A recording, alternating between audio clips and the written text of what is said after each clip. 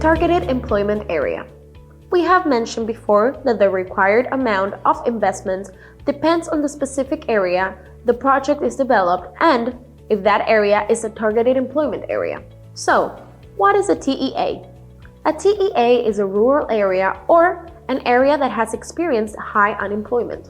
A rural area is any non-standard metropolitan statistical area, or within the outer boundary of any city or town having a population of 20,000 or more based on the most recent decennial census of the United States. A high unemployment area is an area designated as such by the Secretary of Homeland Security under INA 203. Targeted employment area designation can be incredibly important for EB-5 investors because the minimum amount of capital required for the EB-5 visa program may be decreased from $1,050,000 to $800,000. Congress provided for a reduced investment amount in a TEA to encourage investment in new commercial enterprises principally doing business in and creating jobs in areas of greatest need. For the lower capital investment amount to apply, the new commercial enterprise into which the immigrant invests, or the actual job-creating entity, must be principally doing business in the TEA. In order to be designated as a TEA, the EB-5 project must be located in either a rural area or in a location that has high unemployment. Targeted employment area designation is requested within the EB-5 investors I-526 petition. How to demonstrate that the area of the investment is a TEA? Well, to do so, the immigrant investor must demonstrate that the TEA meets the statutory and regulatory criteria by submitting.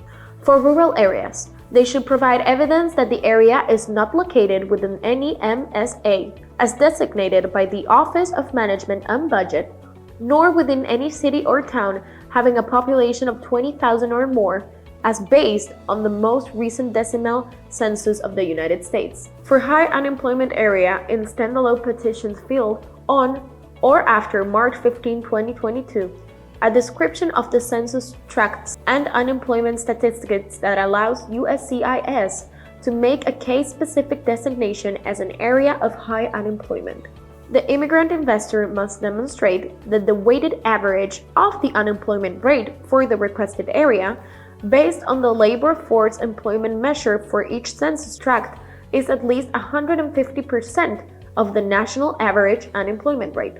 According to USCIS, this evidence for high unemployment TEAs should be reliable and verifiable and could consist of the following: location where the project is principally doing business, map that clearly demonstrates the census tract or tracts that are included in the proposed TEA, detailed behind the calculations of the weighted average of the unemployment rate for the purpose TEA, the source of unemployment statistics for the proposed TEA, a geographic area that once qualified as a TEA may no longer qualify as employment rates or population increase over time.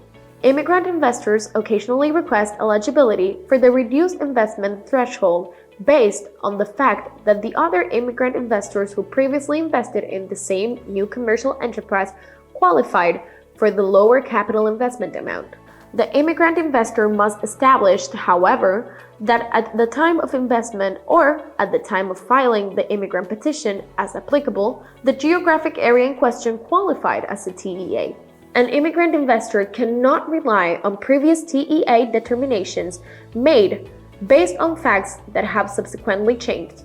USCIS designations of TEAs are valid for 2 years from the date of investment for standalone investors or 2 years from the date of regional center properly filed the Form I-956F for regional center investors and may be renewed for 1 or more 2-year periods.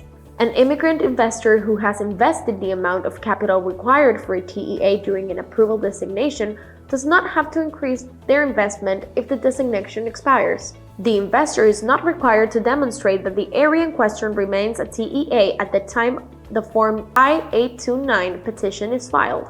Changes in population size or unemployment rates within the area during the period of conditional permanent residence are acceptable, since increased job creation is a primary goal, which has been met if the area has a TEA at the time the investment was made or the Form I-526 was filed. Thanks for watching. Please check out other videos for more information.